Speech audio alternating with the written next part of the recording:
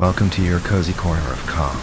Here, you'll find gentle stories and the soothing sound of rain, created to help you unwind, ease your thoughts, and drift peacefully into sleep.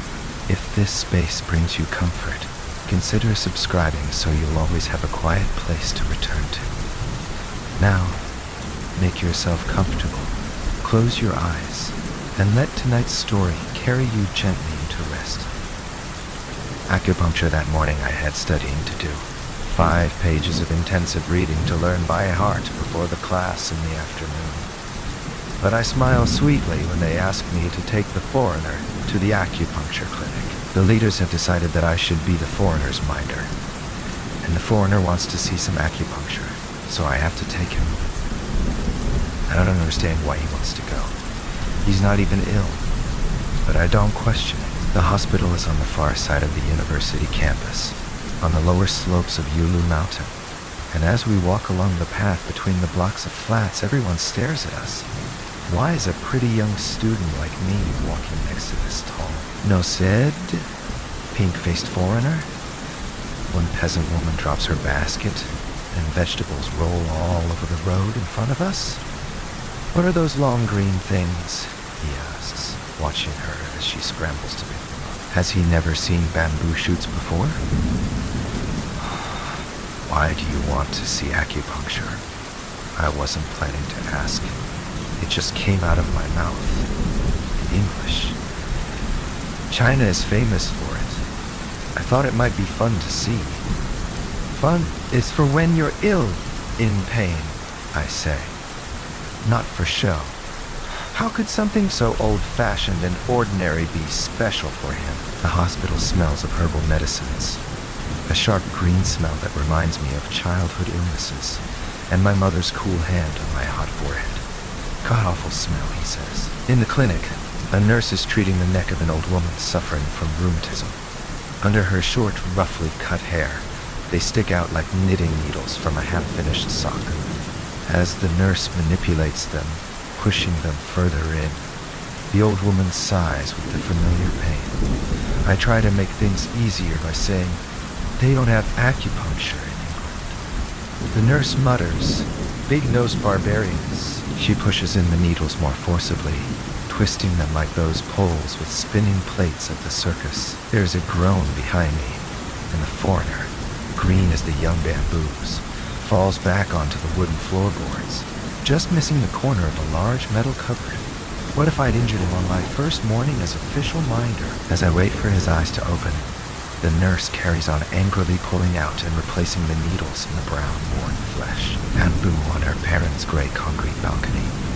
There's just room enough for 2 low chairs, made of yellow bamboo, roughly cut and split. I like the ethnic look, but they are far too small for me. There's no way I can fold myself up to fit in them, so I have to sit with my legs out in front of me.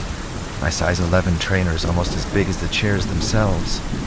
She laughs at my awkwardness, her own legs and feet thin and tiny as a child's. When she goes inside, the wire mesh door bangs behind her. I can hear her talking with her mother. Their voices are loud and screechy, in contrast to their tiny bird-like bodies. She comes back with a plate of Lucky Rabbit milk sweets and a white porcelain mug with a lid. Inside it, in the greenish water, a few leaves are unfolding like leeches. Special tea from Jiangjiaji, but no milk. So sorry, she laughs. I've been in China long enough to know it is embarrassed laughter. She'd insisted I come around to meet her parents, even though I wasn't very keen. I knew that visiting people in their homes was disapproved of. I'd been told that people would be too ashamed to show a foreigner their low living standards. That was how they put it to me. So I expected it would be awkward, and I was right. Her father nodded at me and then disappeared immediately into the bedroom, while her mother is still hovering, smiling uncertainly in the hallway that serves as their kitchen, with its line of hallway that serves as their kitchen, with its line of brightly colored flasks. She would have taken them down to the boiler house that morning like all the other women around here, standing in a queue for the day's supply of hot water for the endless green tea. Why don't you just boil a kettle at home when you feel like a cuppa? I ask May as she watches me struggling with the tea leaves. But do wait till they have settled at the bottom and then sip, she says. And then, because it would be wasteful of fuel, of course. It was something else I would not be able to understand. Like why sticking needles in people's necks could be called treatment rather than torture. Okay, I know that's an ancient tradition. The big mystery here is how all these people live together almost on top of each other, sharing the same boiler for heaven's sake, and don't explode with frustration all the time. I know I would. Later, Ming takes me for a walk in the hills behind the college, because it's important to exercise in the spring. She's always coming out with these cute motherly expressions. When I laugh, she looks at me blankly. I suppose it's as if I were to guffaw the next time my mom says, "Wrap up warm." It's odd how we just grow up with all these expressions and never question. We only notice other people's. We pass an old temple roofed with yellow tiles, its wooden eaves carved with lucky dragons. She tells me it is being used as a wood store. Old style, she said. Old things, we don't like them anymore. Walking behind her up the narrow path, I note her glossy hair in its simple black ponytail, her white cotton blouse, and what looks like a home-made skirt made from curtain material. Too long to be sexy, too short to be fashion. She wears nylon knee socks and plastic sandals. I hope this isn't her best, and that if it is, she isn't wearing her best for me.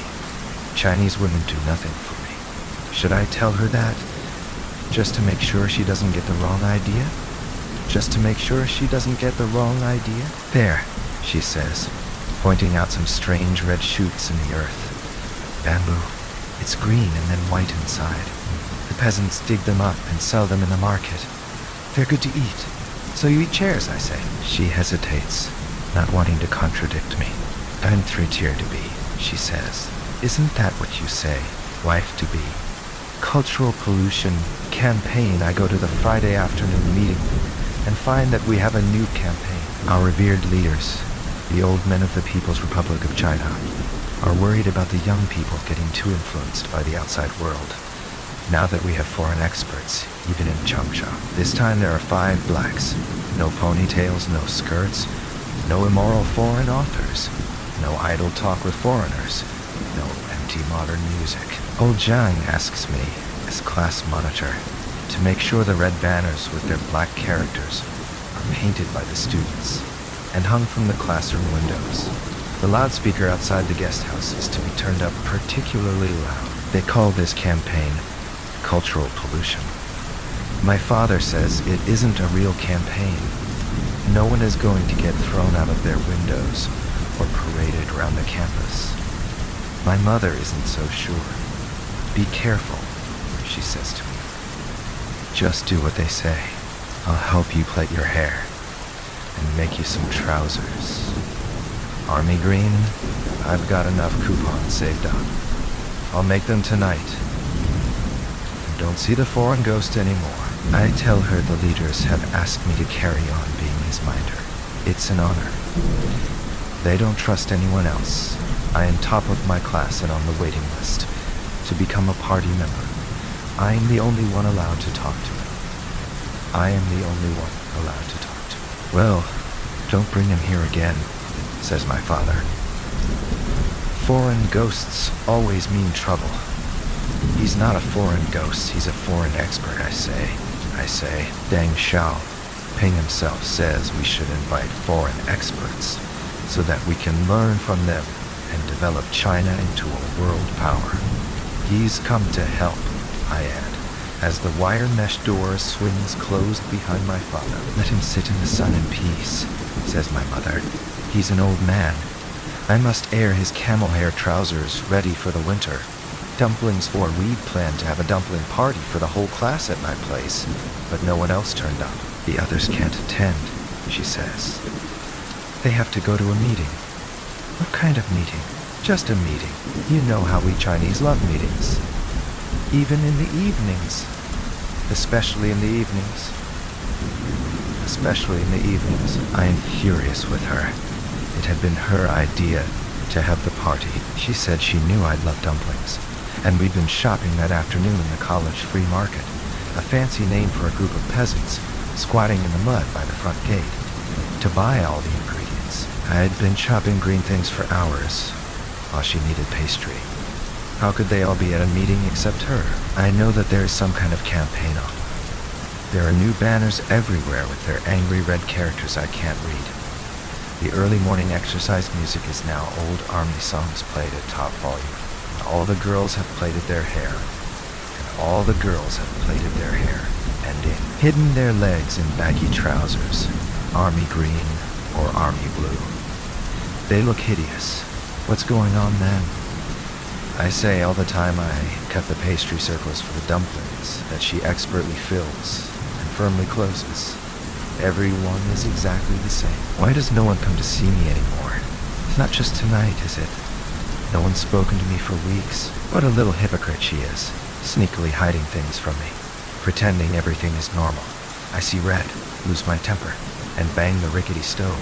Just 2 rings balanced on a gas cylinder. It proves to her, and the neighbors above and below, that I am the beast they have been warned about.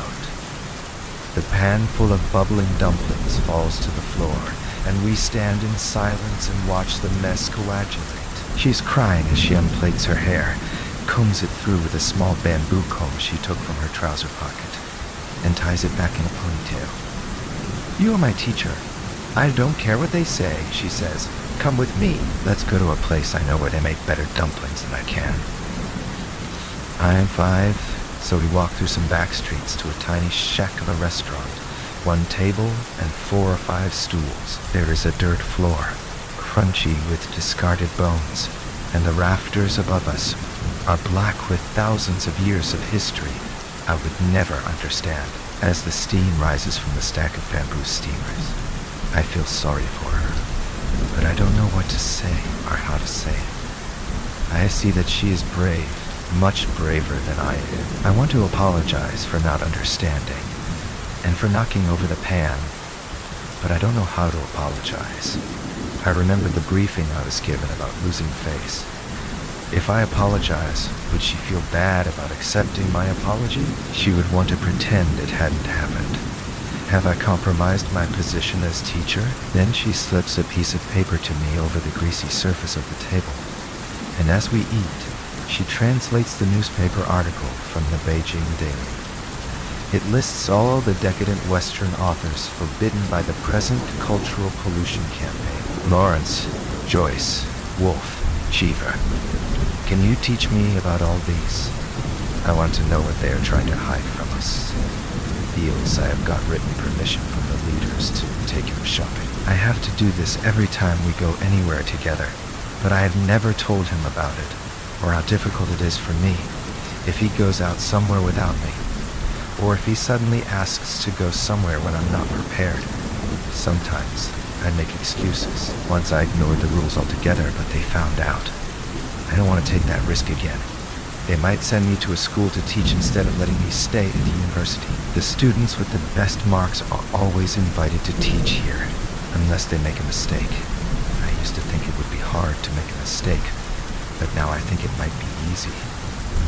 I borrowed a bicycle for him. I was surprised when he told me he could ride a bicycle. I thought only Chinese people rode bicycles, because on the TV foreigners all drove cars. They are both flying pigeon bikes, the best from Shanghai. He didn't look very impressed when I pointed this out. Maybe they have different ones in England, but I don't believe they can be any better than our flying pigeons. We ride along the riverbank and over the Xianjiang, the fragrant river, where Chairman Mao swam one hot, hot day. My father said it was madness, all the old men of the college swimming with him to prove their loyalty. Some of them died of heart attacks, but Chairman Mao only laughed. It was a brave way to die, he said, for true comrades.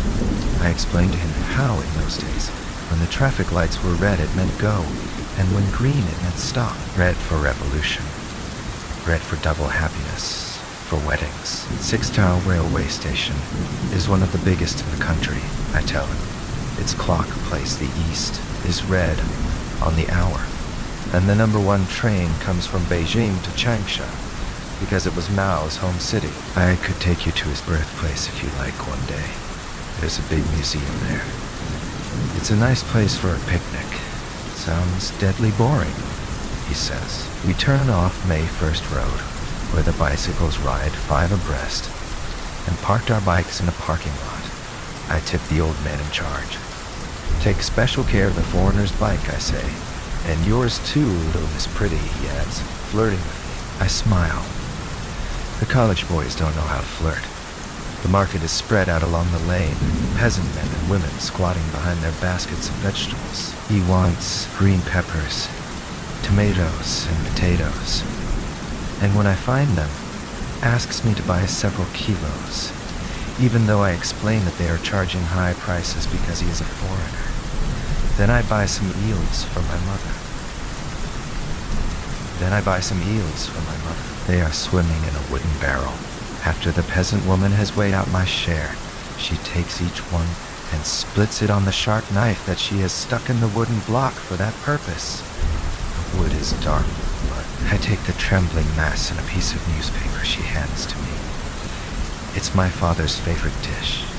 It's good for the lungs and liver, I explain. Shall I get some for you? You're a murderer, he says. A nation of murderers. I'm joking, he adds, but I'm not sure. Foreign ghosts are hard to understand, but the eels taste wonderful with my mother's turnip chili pickle and steamed rice from the canteen. I think about him that evening as I eat, and wonder what he's doing with those expensive peppers and tomatoes. They cost a week's salary for a university teacher.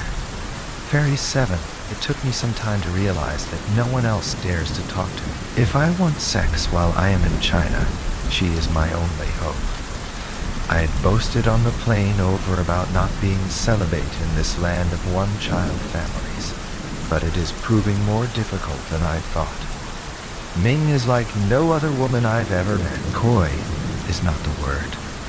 It is a completely different language, like going back in time to the 30s, or the Victorians, maybe. I have to admit that when we first met, I didn't find her at all attractive. Not until that day she took me cycling on the usual heavy black bicycle with no gears. I can't think why they are called flying pigeons. Anyway, one Sunday she suggests we go into the countryside, and I am more than delighted to get out of the college and away from the constant staring that goes on around here. Once we get to the end of the main road east of town, I realize she has no idea where we are going, so I take out from my bag the map I'd been given in London. First, she tells me that it is illegal to have a map, and then when we found a place out of sight of the road to open it, I realize she has no idea how to read it. I have to ask her to read the names of towns, and then I work out which paths might lead to them. I set off with a great sense of freedom, and she follows me, happy to let me guide her through her own countryside. It turns out to be an intricate pattern of paddy fields, edged with mud banks just wide enough for one bicycle, or a single wheelbarrow with its whining wheel and grunting pig. There are villages of mud bricks surrounded by trees, buffaloes, and flocks of ducks guarded by small boys. It is wonderfully liberating to ride along on top of the dikes, seeing China, but not feeling part of it. So I am in a good mood when we stop by the edge of a river and wait for the wooden ferry boat to come from the other side. We lay down our bikes and sit down together to drink some water from an old green army bottle she has brought, and eat peanuts and melon seeds. She has to teach me how to crack these with my teeth, spit out the husks, and swallow the seed. She does this ugly task very delicately. Crack, spit, swallow. I watch her mouth and then, without thinking, lean over and kiss her red lips. I can taste the salt from the roasted seeds. She blushes, but then, to my surprise, she kisses me back, and her red mouth opens into mine. As the ferry heads into the muddy bank, I realize she is, let's say, fuckable. The only question in my mind is, when? Green Ghost. 18 by name is Ming. You could say it means shining brightnesses, or double beautiful, something like that. It is a traditional kind of name for parents to give daughters. Many of my friends have revolutionary names like Be Red or Strong China. I just had my 18th birthday that spring festival, the year of the hare, the year he came to our university. Suddenly, we are told that our leaders have invited a foreign expert to come and teach us. It is a miracle. Nothing so exciting has ever happened before in our university. None of us have ever met a foreigner before. No one knows quite what to expect.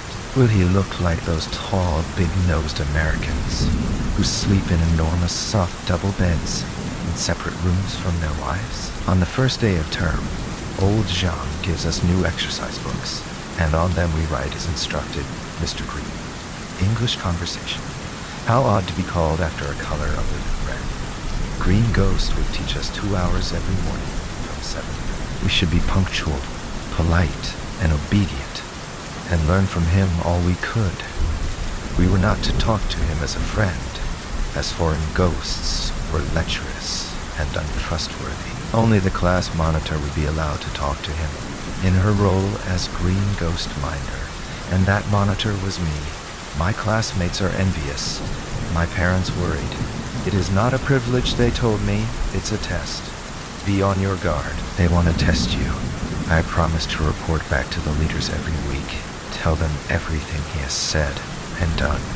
Any attempts to touch me, any unpatriotic words, and report all their visitors who went to see him. You see, said my parents, they have only chosen you because our flat is nearby. You can see the comings and goings. It's not because you are anyone special. That first day I am nervous, we all are. Old Zhang introduces him, tells us to be good students, and then sits down in the front row, leaving Mr. Green alone on the platform. I think he is the most beautiful man I have ever seen. I forgive him the big nose and pink skin. He looks at us and we look at him. Then he turns round to the blackboard and fumbles for chalk. I get up and show him where it is kept. 1/2 piece allowed for each teacher each week. He doesn't look at me. He smells of milk. He says, "My name is Martin Green," and gestures to us. We repeat after him, "My name is Martin Green." So he turns to the board and starts to write, "My name is..." Then as the chalk shatters and covers him in a cloud of dust, he says, "Fucking hell." And we obediently repeat it after him, all 60 of us. "My name is fucking hell." Hare knife. Have you ever heard that old Chinese tale about the hare looking at the moon? Or was it a tree? My mother used to have a tiny jade ornament of a hare with its nose in the air. I think the moral is, don't expect good luck to come round more than once. Anyway, this is how the students looked at me. Those first few lessons, mesmerized by my voice, they whispered after me everything I said. My face, my big nose, my hair, which is dull brown, what they call blonde, my size 11 feet, enormous. It isn't wonder in their faces, more a polite horror that anyone could be so physically repulsive. It is a shock. I've always felt moderately attractive, until now. I soon realized that it is going to be hard to teach conversation to 60 students. No one will answer a direct question from me. It is not our Chinese custom. And no one will talk in pairs if I ask them to. They do talk, but not in English. The old guy who introduced me that first time turns out to know no English at all. He sits in the front row and sleeps while I talk to myself. So I get them to write about themselves instead. The first essay is about the wonderful Communist Party of China, and so is the second. Both essays are just about the same, and I'm about to accuse them of copying, until I realized all 60 are identical. Someone must be organizing them, telling them what to write. I suspect my minder. Oh, I ask her. She's indignant, and shows me the first exercise they had been set in their writing class that term. They had all copied the set exercise and translated it into English. Can't you think for yourselves? I'd said. It's not because we don't have minds, she said. It's because this is what the Chinese teachers want. If you want something different, you must say so. But we will be careful what we write. We don't know who will read it. We have to consider our futures. I will read it, I say. Only me. You can write what you want. She looks doubtful. It is then I decide to bring some literature pieces into class. Surely they would get discussion going. Ming brightens up at the suggestion.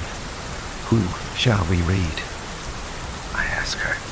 Oh, 10 Shelley, she said. Ode to the West Wind is in our reader. So Shelley it is. Why is it the West Wind? I asked them. They shrugged collectively, all the ones who were not looking out of the window, or finishing other work under the old desks, because it is the warm wind that brings spring. Not in China, says me. Not in China, says me. Here it is the east wind that brings the warm weather. That stumps me. What did I know about anything? Why teach English literature in China? They hadn't even heard of Mickey Mouse. So I asked them to write an essay about their feelings about Shelley's ode. I get 59 essays about the keen revolutionary spirit of PBS, and one about what a wonderful husband and father he was. Utter crap, I tell the poor girl. Where did you get that from? She shows me the textbook and reads from it. PBS was a wonderful husband and father because he was a keen revolutionary spirit. Ming tells me off afterwards for making her lose face in front of her classmates, for not understanding what it is like to live here, learning another language and culture without access to books, with only the occasional dubbed American film. Try and see it from our point of view, she says, angry but sexy. I promise. I'd vowed never to promise a woman anything ever again, but I do. This is not how I thought culture shock would be. Inky wanted to learn to write characters and asked me to find him a teacher. I can teach you, I say, and so I take round some brushes, an inkstone, and a book of characters, the kind small children copy in kindergarten. I explain about the strokes, how to hold the brush, how to dip it in the ink, how to move it, how to put the brush onto the paper and take it off again without leaving a blot. How important the pressure is to get the stroke looking just right, the character well balanced. I make him do 50 attempts a day. The last one is perfect. I explain how each character is made up of strokes in a given order, how as children we spend many hours learning the ideograms. He says it is easier to learn just the 26 letters in the Western alphabet, but I argue that it could not be as subtle. I try to explain how the look of the character is as important as the meaning. I point out how we write from top to bottom, from right to left, and how he writes from left to right. I explain about rice paper, and how to paste 2 sheets of it together so that the paper can take the ink. I tell him the names of different types of calligraphy: flowing, water, grass. He says he thought it would be easy, but it makes me laugh to watch him concentrating so hard on holding the brush correctly and making the strokes in the right order, and then producing characters that a 5-year-old could have done better. I do my best to explain about flow and pressure and breathing, how the brush stroke should be as natural as grass growing by the side of the path. I have to stand close to him as we do this, my small hand on his large one, guiding the strokes. I want him to kiss me again, like he did when we waited for the ferry. There had been no one to see us. Here anyone could see us through the window and report me. I dare not ask him to kiss me again. I want him to want to kiss me. I want everyone to see. Jade, all the time I am copying those wretched characters. I am watching her jade-colored neck and the fine bones of her hands. Her hair is up, and her face as she concentrates on the brush strokes is beautiful, wide and flat, almost moon-shaped. You see, I've read The Dream of the Red Chamber. It is her favorite book. I'm becoming obsessed with her, and long for these evenings when the only sound is the drying of ink on rice paper. I thought when I first came here that I would have fun. I know they'd warned me about culture shock, but this is not what I imagined. This slow sloughing off of my usual ways of behaving and tuning myself into her. I didn't know I could do this, I've never done anything like this before. Those first few weeks I missed the blokes at home. The girls, especially Kate. I realized that one reason for coming here was to get away from seeing her and Justin together. I didn't expect life here to be so strange, and I didn't expect to fall in love. Kashgar this summer is terribly hot, even for Changsha. We lie on bamboo mats and never move far from the fans. Martin has air conditioning in his flat, but even so, he goes traveling once the temperature hits 40 degrees. He has money and can go where he pleases. The rest of us have to stay in our units, where our permits allow us to live and collect boiled water and buy rice. He gave me his key and said I could use the air conditioning, but I know that the neighbors will complain that it is too noisy, keeping them awake, so I don't go there. We get up very early and do our chores while it is still cool, and then spend all day lying inside and sweating. I try to read and study. When I can't bear it any longer, I stand under the cold shower until my skin starts to soften. As soon as I dress again, I am sweating. If he were here, would I want to touch him? 12. He sends me a postcard from Kashgar. It is so far away from here. Why does he want to go there? The people in the far west are rough and uncouth. It's the kind of place you go if you disobey the leaders. I didn't tell him, but my uncle lives in Uramuchi. He fell in love with a student, and when the leaders found out, he was banished. He's never come back, and we've never seen him in all these years. We never talk about him. This is why I was sad when he said he wanted to go there this holiday. I was hoping he'd go somewhere like Hangzhou. I'd love to go and see the lake there. I was hoping he'd ask me to go with him. I could have gone as his translator. I will keep his postcard in my pocket. Next summer, we must go to Hangzhou together. Latrine's first day of term, and I go into the English faculty building to find the teachers cleaning the latrines. Wang and Wu are in their Wellingtons, sloshing water around in a foul, smelling broth. I try to commiserate, but they seem to think it perfectly reasonable for them to spend their morning cleaning, instead of preparing their lessons. Maybe it is a propitiation rite. We'll clean your toilets if you behave all term. I leave quickly before they ask me to join them. No way am I going to go anywhere near those evil, smelling wolves.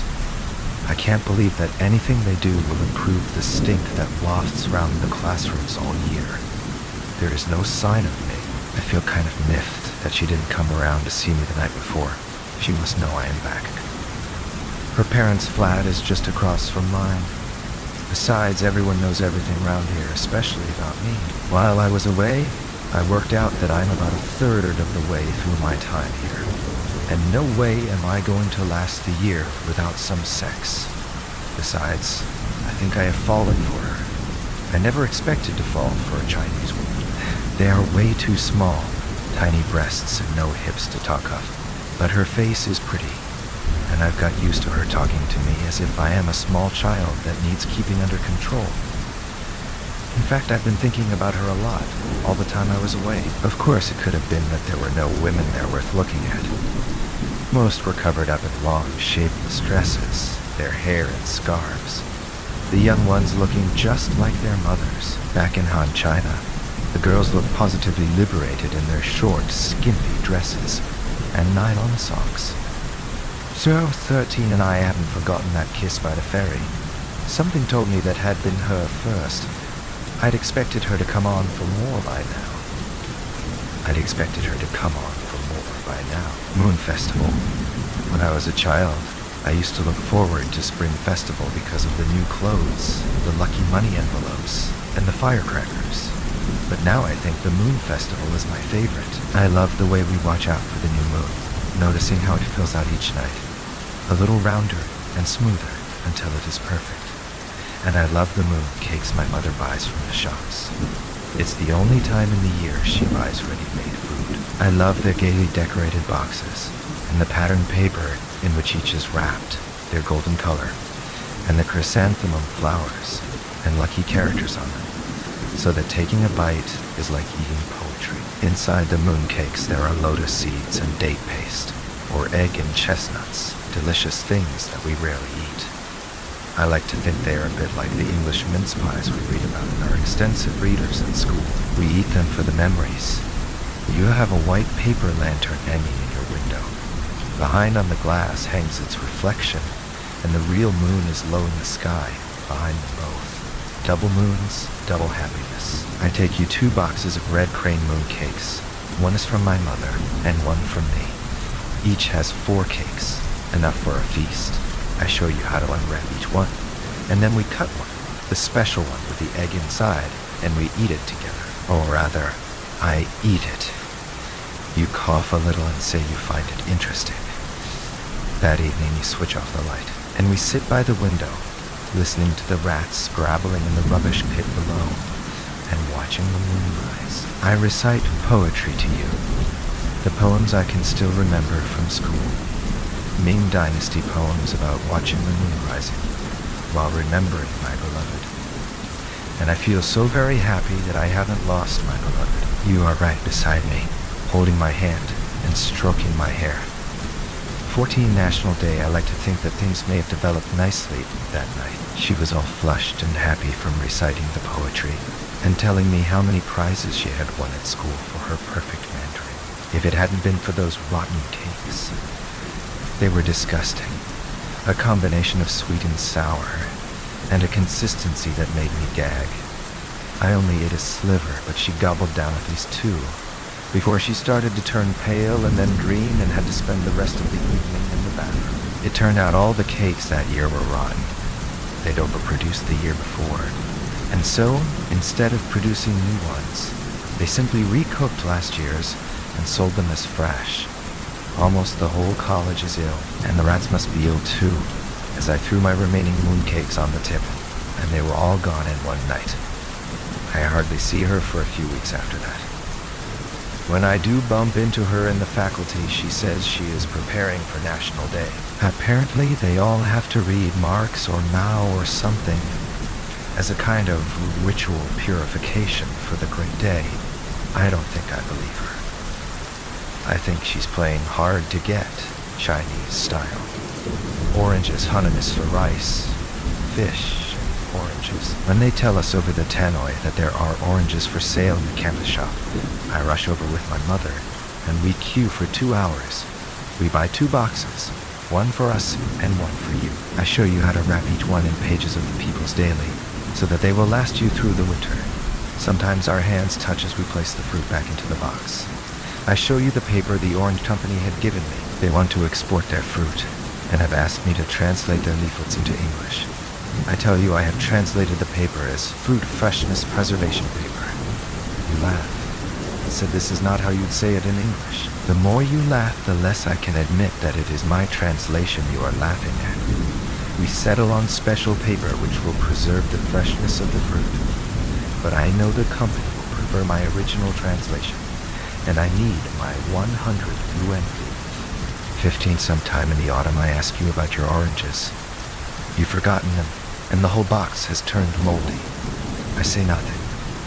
What a waste, I almost cried. I want to tell you all the tales my mother told me about how hard things were in the past, how careful we all are about not wasting anything because of those hard times. About how, when the Cultural Revolution started and the colleges closed, my mother walked home for 4 days back to her village, and how the blisters on her feet swelled up like kumquats. They were so bad that the peasants showed her how to take a hair from her head, gently insert it, and drain the fluid away. This is my past.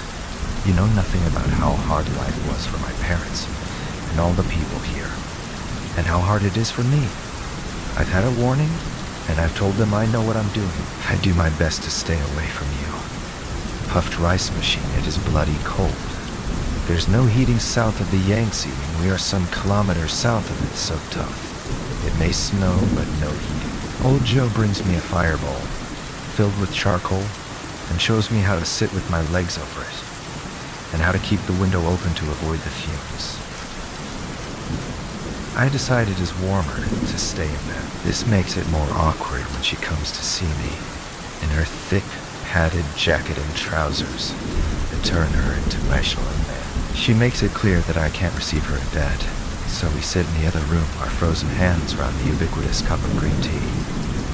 How I long for a cup of PG tips with milk and 2 sugars, not to mention central heating. In the classrooms, the students sweep up odd bits of paper and light fires on the concrete floors. I teach them some songs with hand movements, just to keep my own blood circulating. Heads, shoulders, knees, and toes, that kind of thing. When I say they could use these with their own future classes, they look doubtful. They only put up with me, because my lessons were easier than the others, and, I like to think, more enjoyable. However, it is just after our final round of heads, shoulders, knees, and toes that I hear the noise.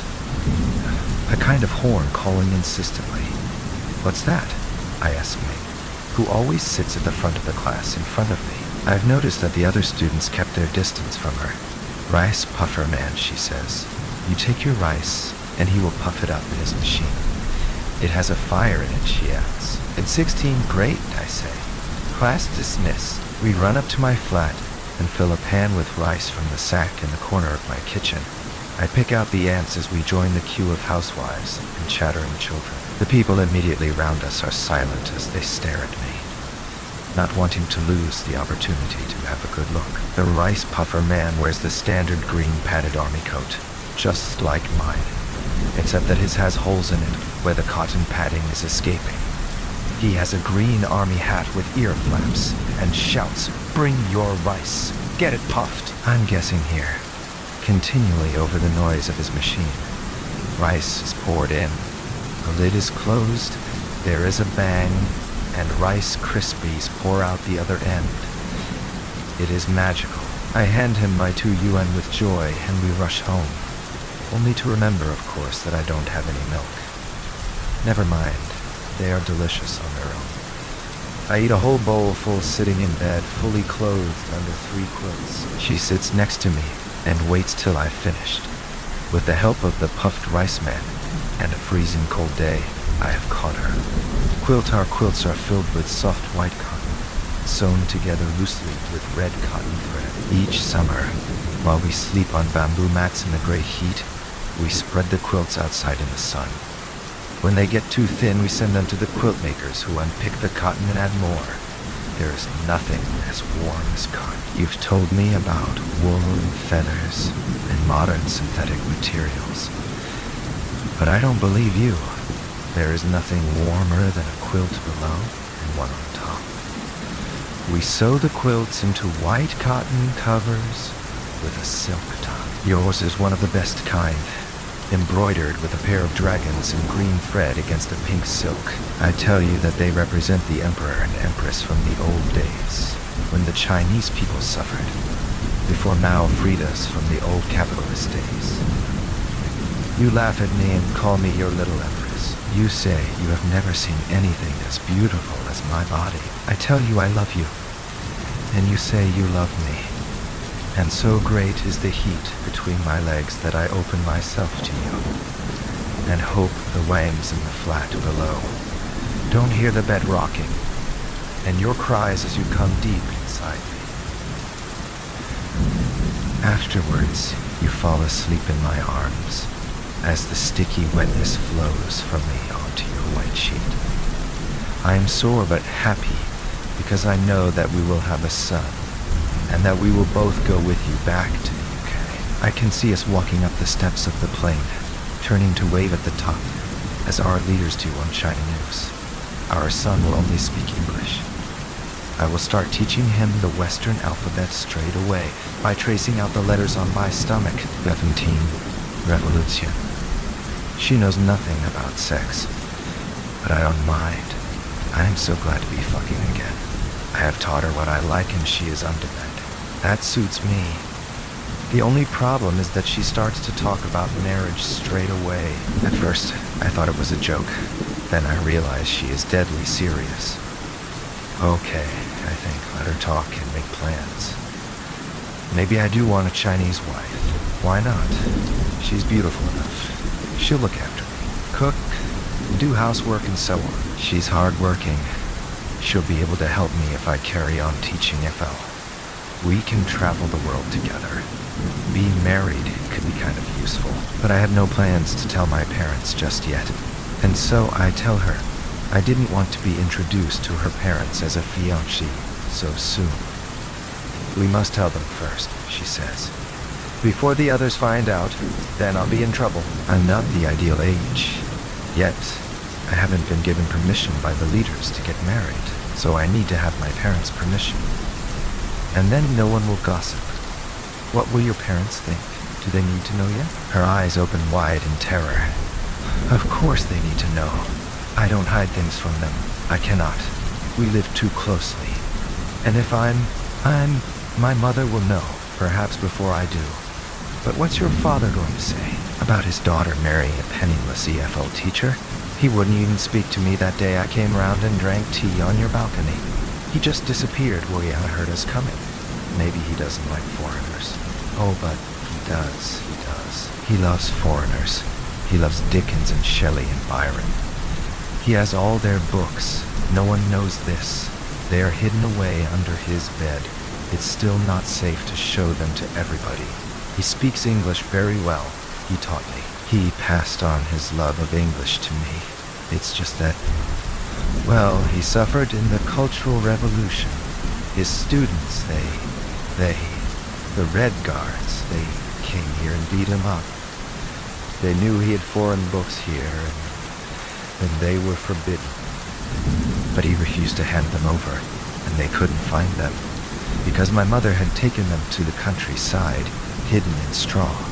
So they beat him up, and he hasn't been able to work since, because they damaged his eyes. He never goes out, because those people are still around in the college, all 18.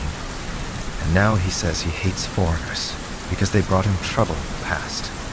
And who knows what the future will bring. This is why I am so careful, keeping on the right side of the leaders. I try very hard, but they would be happy if I made a mistake. We're from a very good family, a landlord's family. My grandfather was educated in Shanghai. He died in the revolution. They killed him. Both my parents joined a party. They didn't know what Mao would do. They couldn't believe they would be punished for having some books. My father taught me English, secretly. He always wanted me to leave China and go to England to see Speaker's Corner, except for the fog. Of course, that can be very nice. But he thinks I will be safe there, and his grandchildren. Come on, girl. We've only slept together a few times. I can't start thinking about other people's grandchildren.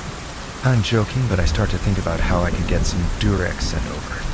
That would put a stop to any grandchildren. By this time, she is sobbing. So I say, don't worry. I'll come and see your parents.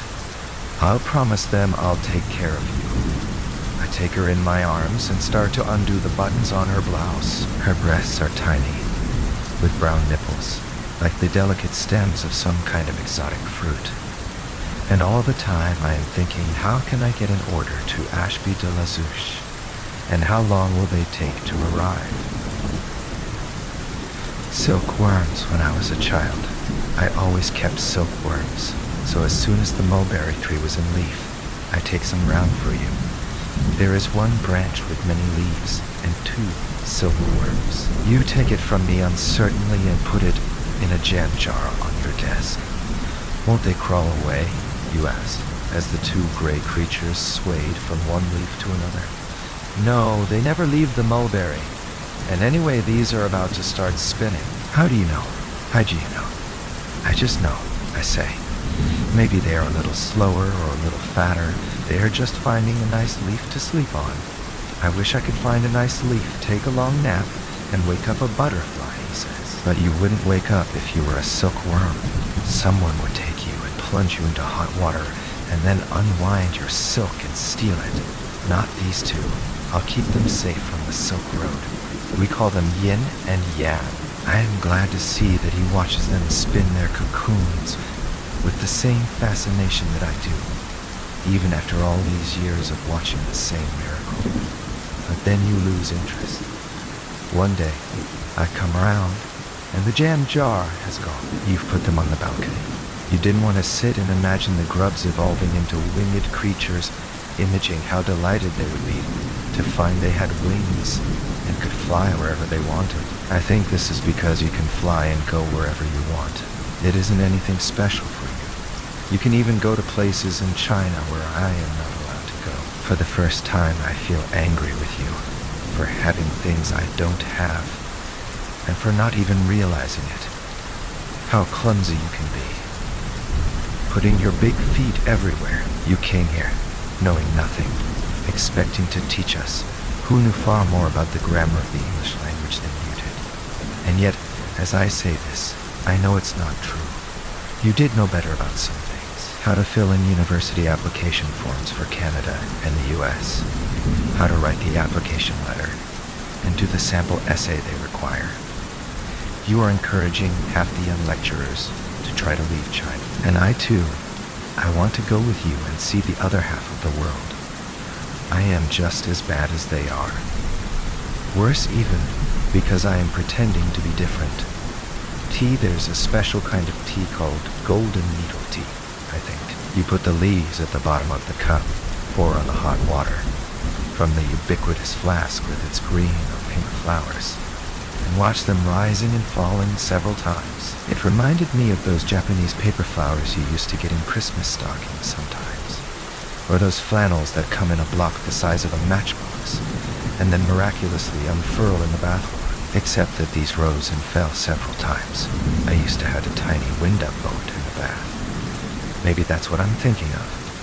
So many crass comparisons for something magical. I have changed in so many ways. Being here with Ming. Yes, I can now use chopsticks and drink green tea. I've forgotten about the BBC and think The Guardian is always tiny and printed on crackly paper. I've hardly spoken to my parents, and I used to be such a mummy's boy, taking my washing round to her and borrowing money from Dad knowing he wouldn't ask me to pay it back. I stopped thinking about Kate all the time. I don't even care if she has found someone else. I found I quite like teaching too. I've even written to the British Council to ask about getting a job with them somewhere more capitalist after this. I expect you'll say I've grown up. I used to be brash and noisy and crass. I cringe now to remember how I shouted at those poor women without turning down the loudspeaker outside my window. How I offended poor Professor Ning when he read me his dreadful poetry, and I laughed at him. I've learned from Ming how to look at things carefully and find small pleasures. I'm grateful to her for all this, but if I'm honest, I'm beginning to feel restless again. I've agreed to the wedding idea because I don't want to hurt her, but I still haven't told my parents. The look on their faces when I turn up with a Chinese wife, I can imagine standing outside their semi and court, but when they close the door behind us, what then? I'm sure they'll love her. Of course they will. She is love personified. She will look after me and fuss about keeping my feet dry and give and give and give. But is this what I want? Unit in China, we all live in units. When people ask you where you live, they mean which unit. Our unit is the college. We have our own shop, post office, clinic, kindergarten, free market, and schools. We have our own quotas for meat, lean and fatty, hot water, cloth, oranges, rice, flour, and babies. Our unit has completed its quota for this year already. Vinegar, her mother, has made her a red silk qipao. You know, the old style of dress, very slim over the hips, with tiny knotted fastenings in a row above her left breast. There is some rather ugly flower embroidery, but she says it is traditional for an engagement party dress. I give her a necklace from the friendship store. Pseudo-old style, I think, with tiny carved beads on a red string. She doesn't want a ring till we go to the UK. No one here wears rings. That's what the old landlords used to do. Look what happened to them. The college is giving us a banquet. 10 courses of human specialities. The heads of departments are there. The party members, her parents, some colleagues from the department. After every course, there's a toast. They toast, I toast. Everyone speaks except the bride-to-be. That is the tradition. They sing. Then they ask me to sing. All I can think of is Auld Lang Syne. We eat sea cucumber and wood ears, burnt stinky tofu, Chairman Mao's favorite dish? Frog's legs, beef stomach, innards, gizzards of everything. The college deputy is a woman called Luo. Madame Luo keeps asking the waiters to add vinegar to the wine like the Manchu empresses used to do. She says it will promote long life to the happy couple. She toasts us in vinegar and I toast her back to the long friendship between China and the UK. We drink over and over again to the eternal friendship of our two nations. I'm sure I heard someone say USA by mistake, but he was shushed down to future happiness, sons and grandsons. I get very red in the face, as does everyone else. I hug the college deputy, all the professors, their wives, the semi-professors and their wives, the party faithful, the bride's parents, who were also red with drink, and the bride. I'm sure now that I'm doing the right things. Do come for the wedding. We fixed a date for next month. Wedding in the past, the bride would be carried from her parents' house to that of her in-laws, and only then would the veil over her face be raised. That would be the first time she saw her husband. What must it have been like? I'm glad we did it this way. We looked and fell in love. A week before the wedding, he wanted me to spend all night with him. I said no. Not possible. Just wait a week. So we went to his bed during afternoon rest time. We made love and it hurt me a little. I couldn't hide it. So then I told him about going to the clinic, and as I spoke, his face filled with horror. I'd read about it in books, but I'd never seen it happen before me. My father once tried to describe the look on his brother's face when they gave him the ticket to Uramuchi, and told him he couldn't see Shi Xiaoping again. He never told me what they did to her. All the time Martin was shouting at me, I was thinking about her. Was she in the same situation as me? Had nothing changed in a generation? I could do nothing about it. They talked to me all night, and in the morning, exhausted with lack of sleep and argument, they'd taken me to the clinic and waited outside the door while it was done. They said that was the right thing to do. 21. But Martin didn't see it that way. How could he? He'd been sleeping soundly. Now, it seemed I would lose him, and then they'd really get me. They'd accuse me of immorality, and what then? How could I imagine what they would do to me? They told you to do this horrible thing, and you just did it? Without asking me, the father? How could you? This horrible place. You're all murderers. Executions the day before I left for Beijing. And the plane home, I was in the Friendship store on May 1st Avenue, trying to find gifts to take home. My new minder, Xiao Hong, was with me. She was as ugly as the proverbial back of a bus, and spoke to me only when she had to, and then with palpable horror, I drifted around the aisles undecided. Tang Dynasty horses, packets of tea, double-sided embroidery of kittens. Suddenly, there was a commotion outside, and everyone rushed out in the street to see lorries going by, carrying men and women with placards around their necks in red writing, dripping, to show how hastily they had been written. Their names and their crimes. I could only glimpse their stunned white faces, and could hardly take in the crowd roaring with anger. Criminals ought to be executed, said Xiaohong calmly. Our government is cracking down on crime. What sort of things have they done? I asked. It was on the TV last night. Cat thefts. What do you say? Cat burglars. Climbing into people's flats. In beds of bed. Murder. Rape. And women. Immorality. She wanted me to ask her what she meant by that. She'd say, falling in love with foreigners. Sex before marriage. She wouldn't say, having an abortion. Because that was normal in this looking-glass world. Nor would she say calling off a marriage because she changed her mind. Well, 22, she can't change her mind. That wasn't her style. However pressurized, I'd never doubted her honesty. Was it all a bluff to get me into trouble? No, surely she must have been under pressures she'd only hinted at. Maybe she couldn't go through with it for my sake. Suddenly I saw how brave she had been, pushing for what she wanted against all the odds. I hadn't seen it till then, as the lorries went by with the crowds baying for their blood. This is what it must have been like in the Cultural Revolution when she was a child. I wanted to know more.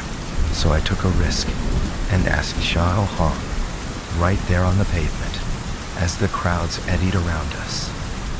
What's happened to me? Where she's gone? Xiao Hong looked at me carefully. Don't tell them what I say, but you should know.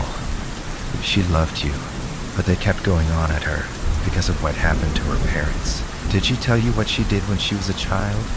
She wrote on a blackboard Mao and crossed it out. She had heard people say it was a crime, so she did it, and her parents were in prison. Her uncle was sent away. Her father was beaten up. She told them what she'd done, but they made her parents suffer on her behalf. I think she decided then that she wanted to leave China as soon as she could. She couldn't forgive them. And the old leaders are still here. They asked her to be your minder to test her. They knew she'd fall in love with you. They hoped this would happen. They were never going to let her marry you. Where is she? In the flat, while they decide what to do with her. I think they'll send her to the countryside. She won't talk to you. I've asked her. I offered to bring a letter. She gave me this for you, but she won't change her mind.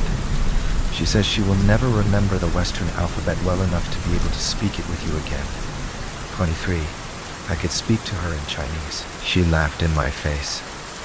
You foreigners, you think you own the world. You think you know everything, coming here and laughing at us. Can't you see what you did to her? She loved you. You never understood what life was like for her. You never saw your parents being beaten up by their own students because of something a child had done in fun.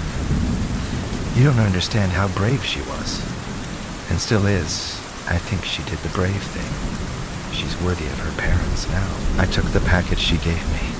It was a tiny cartoon book of the story of the woman warrior, and I understood.